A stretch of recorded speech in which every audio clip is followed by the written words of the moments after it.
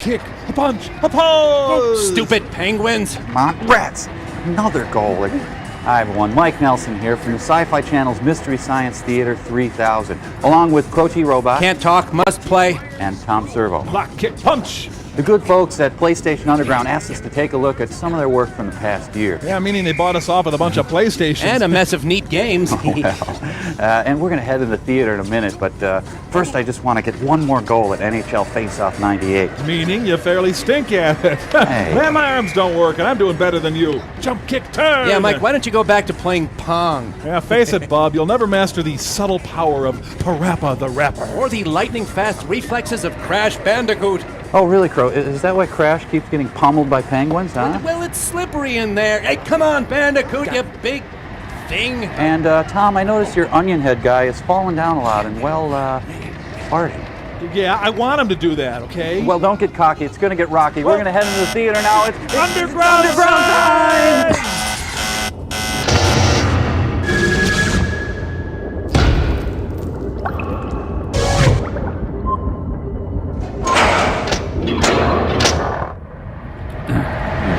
Oh, this must be the Michael Collins video game.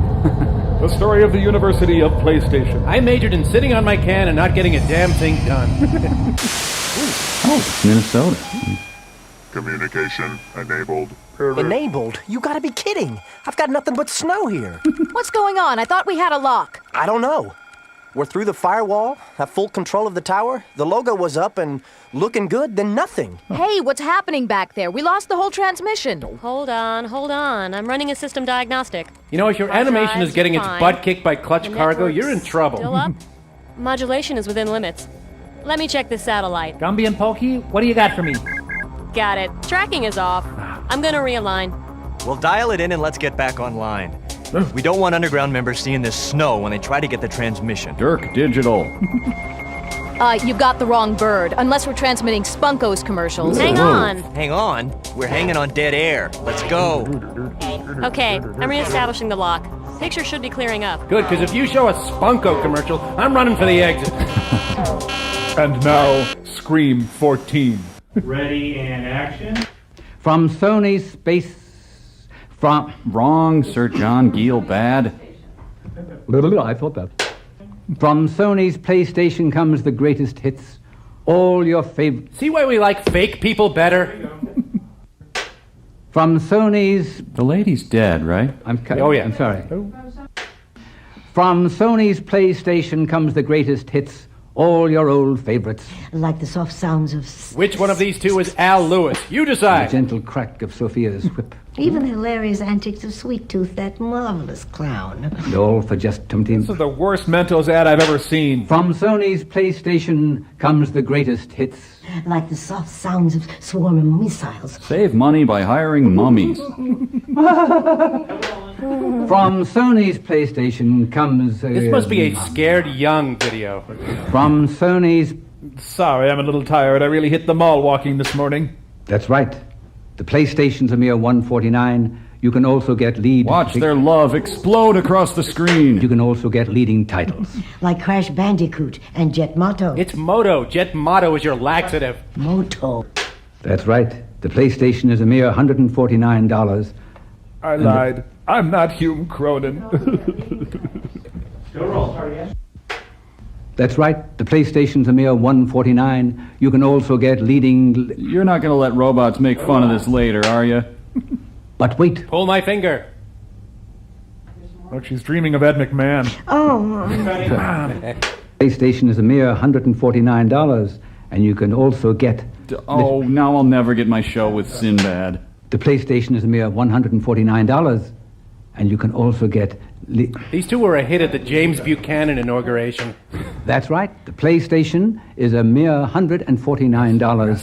You can get other leading... Oh, no, She isn't giving me anything. I'm sorry. That's right. The PlayStation is a mere $149. You can get leading... Yeah, someone spiked his sustical with rum, I think.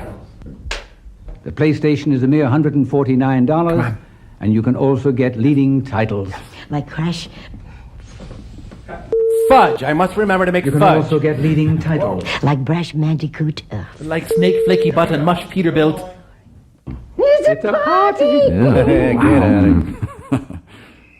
Later, goons from PlayStation took them for a long ride. All right, we got you surrounded, Pie. Drop your filling and come out with your crust in the air. Whoa, that's got to be the top of the Genie garage door opener line right there. I think it's Bill Gates' basement. You're probably wondering why I brought you here, sir.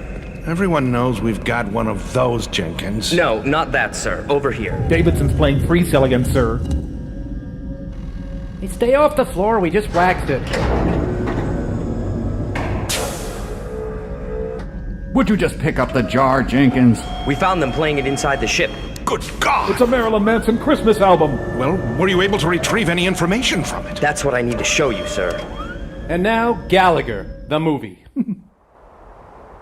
Wow, Crash Bandicoot's doing all right for himself. His belly was texture mapped and ray traced like a bowl full of jelly. Oh, a right jolly old elf's life ended today in a modest Sherman Oaks home. Santa can't feel his legs. Real gross. Santa sneezed. Why, Barton Fink left a present. For me? It's for Santana. They spelt it wrong. Someone got me a black hole. Ah!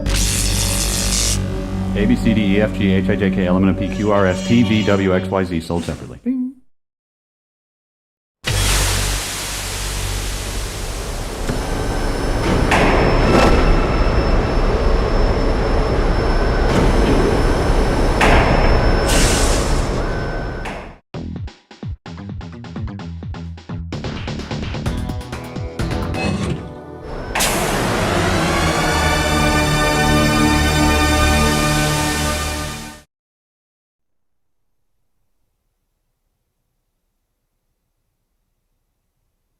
I've been with Sony since 1984. I actually started out at Sony Music in Japan doing legal and business affairs work, negotiating agreements, drafting contracts. Then I moved on to actually when I went to New York to promote Japanese artists in the American music business. Then I moved on to the PlayStation business. And I've been with PlayStation now for about 2.5 years. Both businesses depend on good software. If you don't have good music, good artists, you're not going to be successful in the music industry. That's also true in the video game business. Unless you have a good developing team, good artists that bring out compelling, exciting software, you're not going to be in this business for very long. If you look at the PlayStation today, it's best described as being the #1 video game platform in the United States and around the world for that matter. No matter how you look at it, whether you're talking about the installed base, the number of hardware units that we have, the number of titles that we have, or if you're talking about the pricing on the hardware and the software, you know, we're always in the leadership position, no matter which angle you look at it. The most important thing that I think we're doing different from our competition is making sure that we are delivering what the gamers want. Making sure that it's a challenging game, that there's discovery, and that there's immersion, that it presents the overall entertainment value that everybody is looking for. Touchdown, Packers!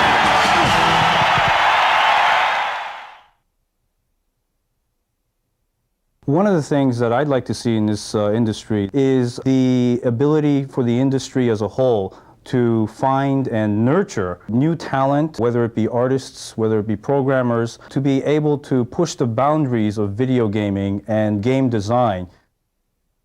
We actually have a program called Net Yarose, which allows our Net Yarose members to develop games on their own PCs and share it with other Net Yarose members.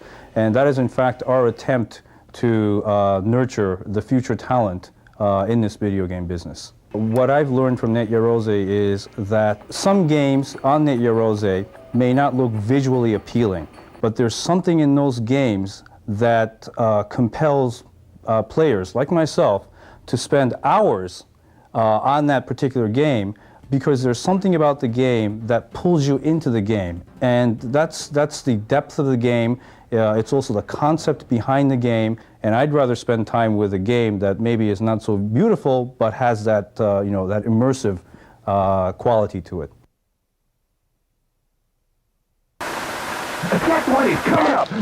One of the most important things that I've learned in this business is, number one, never to be complacent. Always be at least 2 steps ahead of your competition, because being 1 step ahead, that doesn't count. Even if you're in a leadership position, you need always to look at yourself as being a challenger. Otherwise, you become complacent, and once you become complacent, everybody else is going to pass you by so quickly that you won't even know that you know what hit you.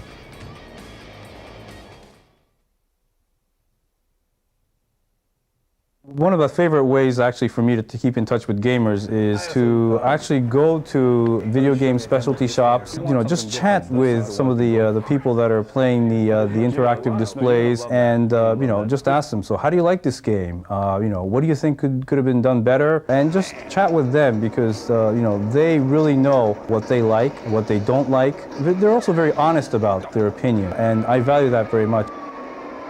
You know, I always try to spend time looking at emails from gamers. I spend time trying to also look at complaints that we get, because sometimes that's more important to me in improving our business than some of the compliments that we get. I have to tell you, I love the PlayStation Underground, and I'll tell you why I like it so much, or why I love it so much. It gives us the ability to communicate with the video gamer in a very unique way, so that you know, you can keep up with what's happening in the PlayStation world. The most important is we are able to get your feedback in terms of how you look at the PlayStation as your video game platform.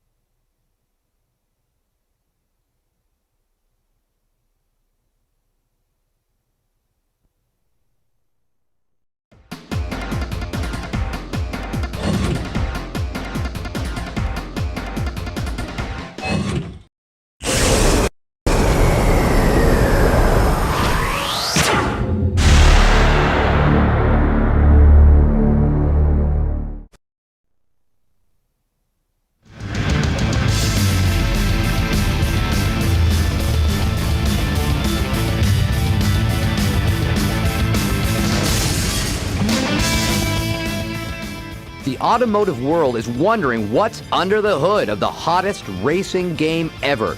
That's what one magazine called Gran Turismo from Sony Computer Entertainment Incorporated. We went across the Pacific to give PlayStation Underground members a sneak peek. Finding the development team wasn't hard. Most of the members barely get out of the office. Many have been working on this title exclusively for 2 to 3 years. Compared to others, I get to go home more often. Although in most cases, I just go there to take a shower. I went home 2 days ago. I usually go home twice a week. I've been planning this game for 6 years, but there was no technology right for it until Sony released the PlayStation. At that point, I felt very lucky. We assembled this team as we created Motor Tune 1 and 2. Those games were experiments for certain features in Gran Turismo. I wanted to make the ultimate racing game for motorsports and automobile culture.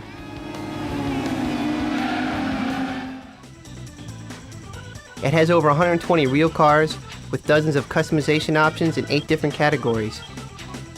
11 racing tracks are included. I did the main programming. We take car physics to a new level. For example, if you make a minor adjustment in suspension, a car tilts differently in the corners.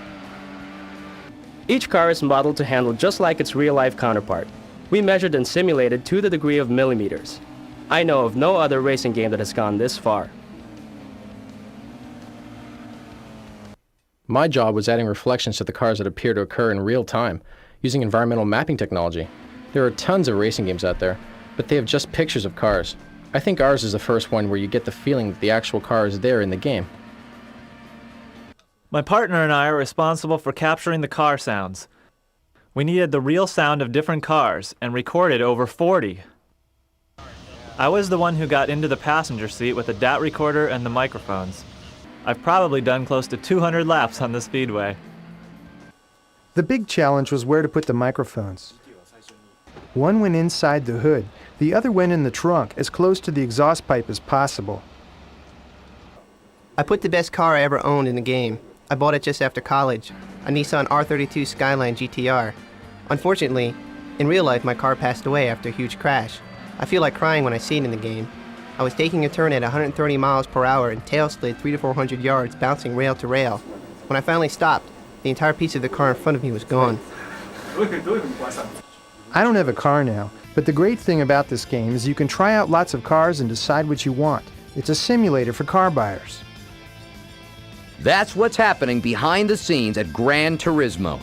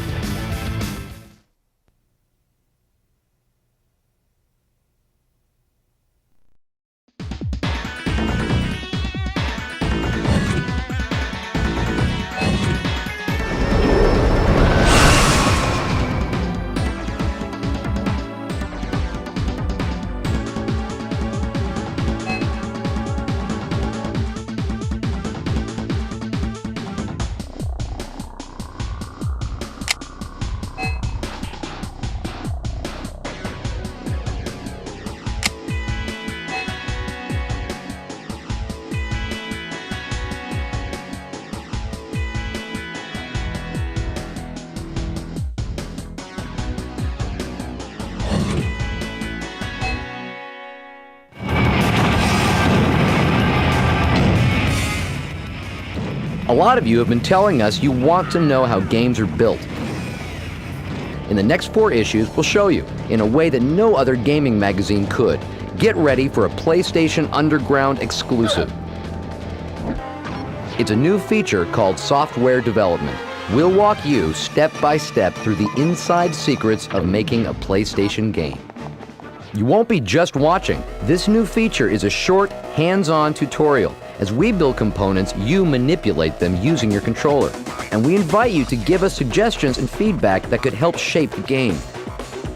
In Part 1, learn about game design and working with a 3D model. The issue after that, we'll show you how an animated world is constructed. Part 3 lets you put a character in motion, working with collision detection and game physics.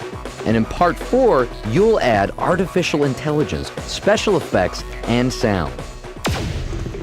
By the end, we'll have developed a game you can play, and if we liked your suggestions, your name just might make it into the credits. This could open the doors to the world of game development. Just be here over the next 4 issues. It's inside training, and only PlayStation Underground CD Magazine subscribers will be getting it.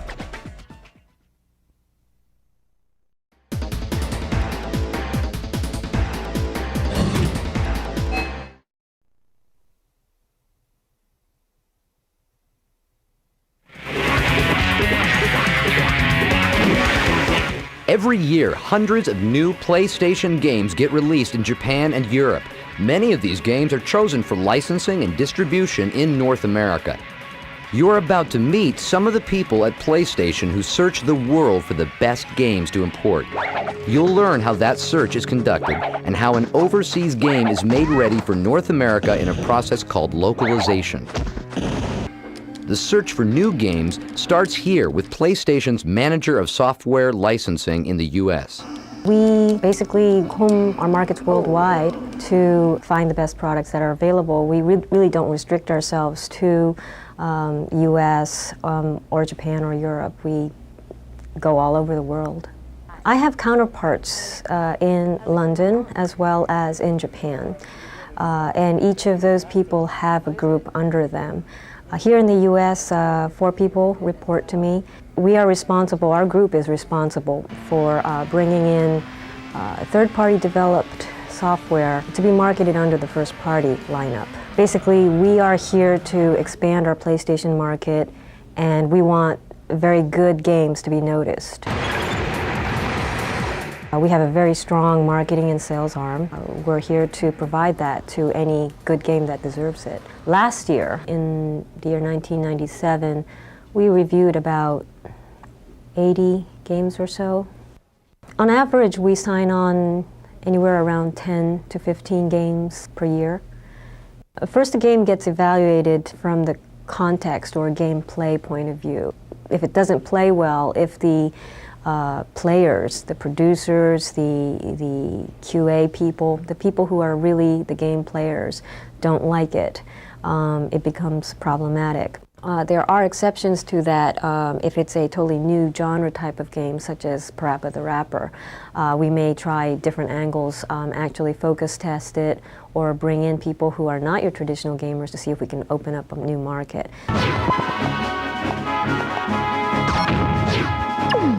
But in any event, we first look at the end user wants or desires. And then if it passes that, we then discuss this with our sales and marketing group, who would be backing us up on the product. And if we get people on board in that end, we eventually get overall management approval. When a product goes through that meeting, before it gets picked up, it needs to really take advantage of the first-party marketing and distribution and show what the PlayStation has to offer.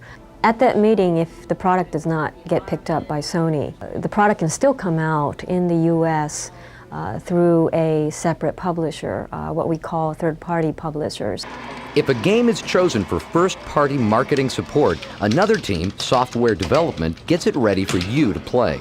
In localization, the first course of action is for the producer to get very familiar with the game and recommend changes that he or she would like to see in the game for the US market. A good example of this might be in Bloody Roar. Some of the changes that we made was to include sidestep as a default move. And we think that American gamers will appreciate that.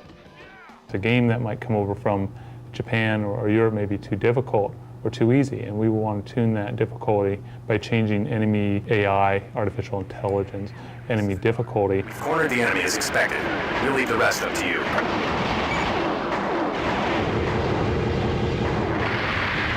An example of where we did a graphic change was in Cool Borders 2. We changed the loading screens from a Japanese anime storytelling type of style to something that we felt was more cool and hip for the American audience. And in addition, we do the text changes and some of the voiceover will change as well.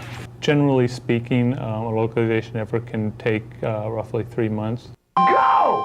Get pumped up! Drop in and get 50 back! Yeah, The search for good new games from overseas never stops. You can help the search by giving these teams your input.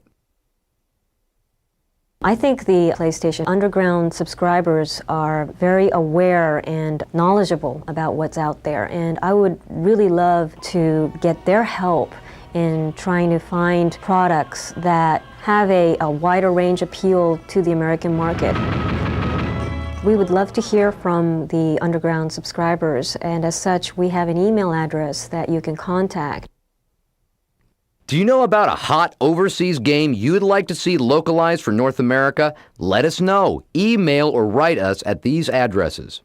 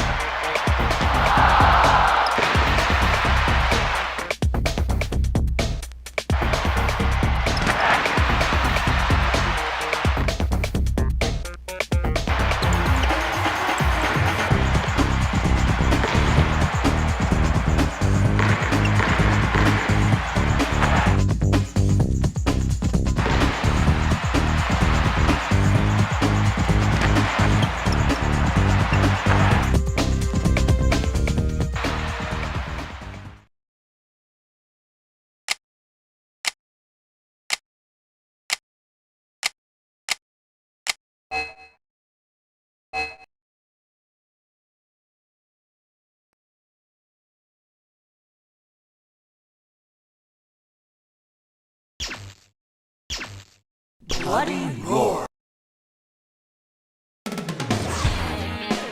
Far you go.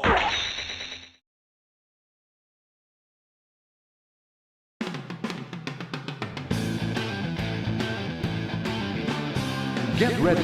Fight!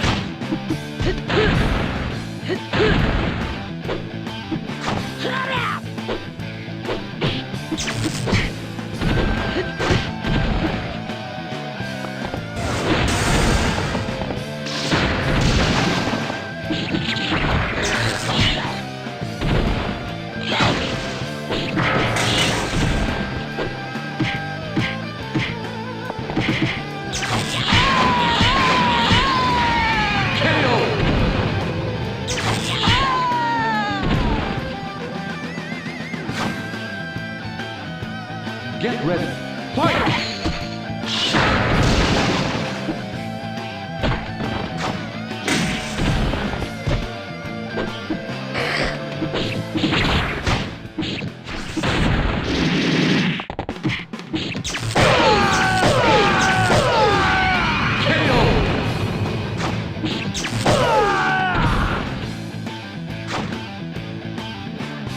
Get ready. Fight!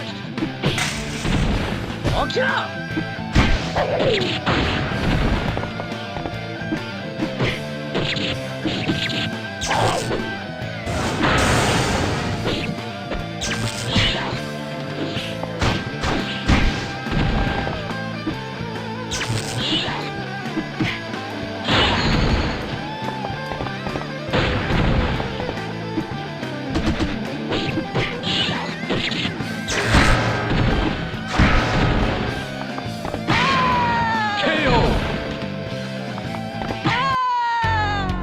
満月の夜じゃなくてよかったな。